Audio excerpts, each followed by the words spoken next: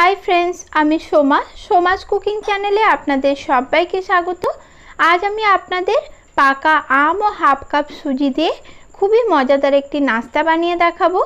जे कोनो टाइम खूब सहजेई आपनारा एई नास्ताटी तैरी करे निते पारबेन, खेतेও হয় खूबই टेस्टी। चलुन ताहले एखन एई रेसिपिटा देखे निन। प्रथमे आमी नियेछि हाफ कप सुजी, तार संगे एकटा बड़ो साइजेर आमेर खोसा छाड़िए আমটাকে ছোট টুকরো করে কেটে নিয়েছি।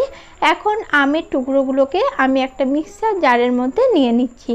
তারপর এটার একটা স্মুথ পেস্ট আমি তৈরি করে নিয়েছি। দেখুন, অন্যদিকে কড়াই বসিয়ে নিয়েছি। কড়াইয়ের মধ্যে দিয়ে দিচ্ছি 1 টেবিল চামচ ঘি। ঘিটা ভালো করে গরম করে নিচ্ছি। ঘিটা গরম করা হয়ে গেলে সুজিটা আমি দিয়ে দেব। তারপর সুজিটা ভালোভাবে নাড়াচাড়া করে 2 থেকে 3 মিনিট মতো লো ফ্লেমে ভেজে নেব। সুজিটা লাল করে ভাজার প্রয়োজন নেই, 2 থেকে 3 মিনিট লো ফ্লেমে একটু ভেজে নিলেই হবে। সুজিটা আমার ভাজা হয়ে গেছে। এই পর্যায়ে আমি এখানে দুধ অ্যাড করে দেব। এখানে আমি 2 কাপ মতো দিয়ে দিলাম লিকুইড দুধ। দুধটা সুজির সাথে ভালো করে মিশিয়ে নিচ্ছি আর গ্যাসের ফ্লেমটা মিডিয়াম করে দিচ্ছি।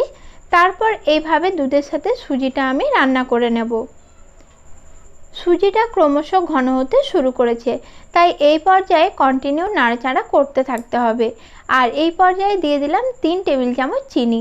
মিষ্টিটা আপনারা স্বাদ অনুপাতে ব্যবহার করবেন, যেহেতু আমটাও মিষ্টি রয়েছে তাই এখানে আমি চিনিটা একটু কম করেই দিলাম। এখন চিনিটাও ভালোভাবে নাড়াচাড়া করে সুজির সাথে মিশিয়ে নিচ্ছি। যখন দেখবেন সুজিটা এইভাবে ঘন হয়ে এসেছে, সেই পর্যায়ে আমের যে পেস্টটা তৈরি করে রেখেছিলাম সেটা এখানে অ্যাড করে দিলাম। এখন আমটাও সুজির সাথে ভালো করে মিশিয়ে নিচ্ছি। এই রেসিপিটি আগে যারা কখনো খাননি তারা একবার হলেও এই রেসিপিটি বাড়িতে তৈরি করে খেয়ে দেখবেন, খেতে খুবই সুস্বাদু হয়। সুজির সঙ্গে আমটা খুব ভালোভাবে মিশিয়ে নিয়েছি। এই পর্যায়ে দিয়ে দিচ্ছি 3টে ফাটিয়ে রাখা এলাচ। এলাচটাও এখন ভালো করে মিশিয়ে নিচ্ছি, এতে খুব সুন্দর একটা ফ্লেভার আসবে। এখন এই আম সুজিটাকে আমি আরেকটু ঘন করে নেব। দেখুন, আরও 3 মিনিট পর দেখাচ্ছি। এখন কিন্তু আম সুজিটা অনেকটাই ঘন হয়ে গেছে। এই পর্যায়ে গ্যাসটা আমি অফ করে দিচ্ছি আর একটা প্লেটের মধ্যে গরম গরম সার্ভ করে নিচ্ছি। আপনারা রেসিপিটি তৈরি করলে আমাকে কমেন্টে অবশ্যই জানাবেন আপনাদের কেমন লেগেছে। নমস্কার বন্ধুরা, সকলেই ভালো থাকবেন।